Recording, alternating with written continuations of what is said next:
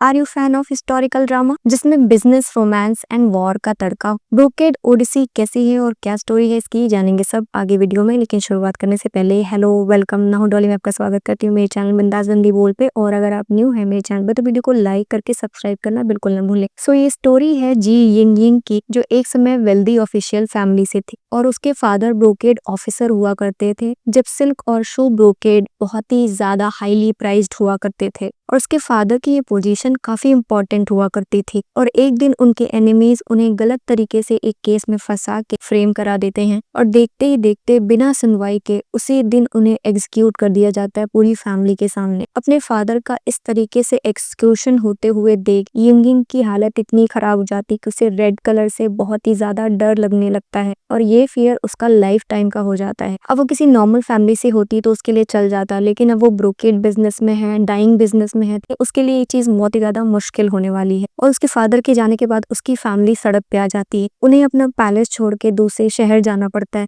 और इसमें उसकी झाऊ हेल्प करता है। और अब लाइफ में ऐसी चीजों की शुरुआत होती है जो उसने कभी सोचा भी नहीं होगा। हर दिन क्रेडिटर्स आके काफी सीन क्रिएट करते हैं जिसकी वजह से उसे ना चाहते हुए भी अपने इस बिजनेस को कंटिन्यू करना पड़ता है। जहाँ यिंग यिंग सिल्क को डाई करती है वहीं उसका भाई बाकी सारी चीजें मैनेज करता है और धीरे धीरे वो अपना सारा लोन चुका देते, बस एक को छोड़ के। और इन सालों के बदौलत यिंग यिंग जो हमेशा डरी सहमी सी रहती थी, अब वो बहुत तेज और चालाक हो चुकी है और अपने बिजनेस को बहुत अच्छे से हैंडल करती है। But she is struggling every day like other dyers. और इन सारी स्ट्रगल्स के बाद भी वो एक के बाद एक बैटल जीतती चली जाती है, जिससे वो वहाँ के बिजनेस टाइकून्स की नजरों में आ जाती और काफी हाईलाइटेड रहती हमेशा। और उसे आइडिया नहीं है कि वो अपनी फैमिली को डे बाई डे और भी ज्यादा खतरे में डालती चली जा रही है। वो अपने नेचर और अपने दिमाग से हर प्रॉब्लम को सॉल्व तो करती है, लेकिन उसका ये प्रॉब्लम सॉल्विंग नेचर सबकी नजरों में खटकता रहता है। स्पेशली मिस हुआ, यिंग यिंग का नेचर इतना फ्रेंडली होने की वजह से जो उसके जैसे और भी डायर्स हैं उनमें बहुत ज्यादा यूनिटी है। और उनकी ये यूनिटी देख के वहाँ के जितने भी बड़े बिजनेस टाइकून्स हैं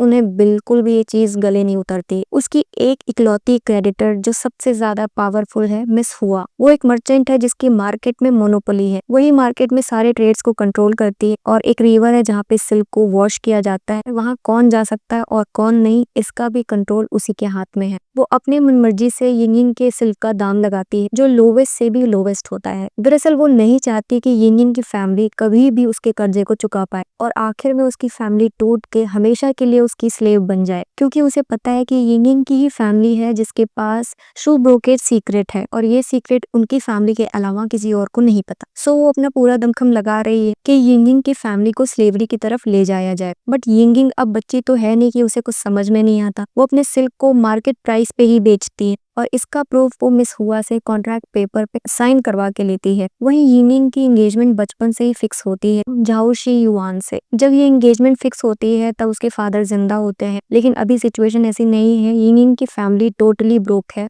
और उनका ऐसा कोई कनेक्शन भी नहीं है जिससे झाओ शी युआन की फैमिली को फायदा हो सके। सो उसकी फैमिली हर दिन प्रेशराइज करते हैं इस एंगेजमेंट को तोड़ने के लिए और फाइनली ये एंगेजमेंट टूट भी जाती है और झाओ शी युआन की एंगेजमेंट न्यू फैमिली की डॉटर से फिक्स हो जाती है। वहीं इसी बीच यिंग यिंग की मुलाकात यांग जिन लान से कई सालों के बाद होती है। वो तो उसे नहीं पहचानती है लेकिन वो उसे अच्छे से पहचानता है और उसे लव एट फर्स्ट साइट हो जाता है यिंग यिंग से। वो वहाँ पे as a brocade officer appoint होके आया है। स्टार्टिंग में वो अपनी पहचान सबसे छुपाता है, ये पता करने के लिए कि आखिर मार्केट में चल क्या रहा है और इससे पहले कैसे काम हो रहा था। दरअसल उससे पहले जो ब्रोकेड ऑफिसर था उसका मर्डर हो जाता है और उसकी इस सडन डेथ से इस पोस्ट पे कोई भी अपॉइंट होके नहीं आना चाहता था। सो यांग जिन लान जो ओरिजिनली एक स्वॉर्डमैन है वो इस पोस्ट को एक्सेप्ट करता है और उसके इस पोस्ट को एक्सेप्ट करने का सबसे बड़ा रीजन यिंग यिंग ही है। एक्चुअली वो उसे ही ढूंढ रहा था इतने सालों से। और फाइनली जब दोनों रिवर पे मिलते हैं जहाँ रिवर का ओनर यिंग और अदर डायर्स को सिल्क वॉश करने से मना कर रहा होता है।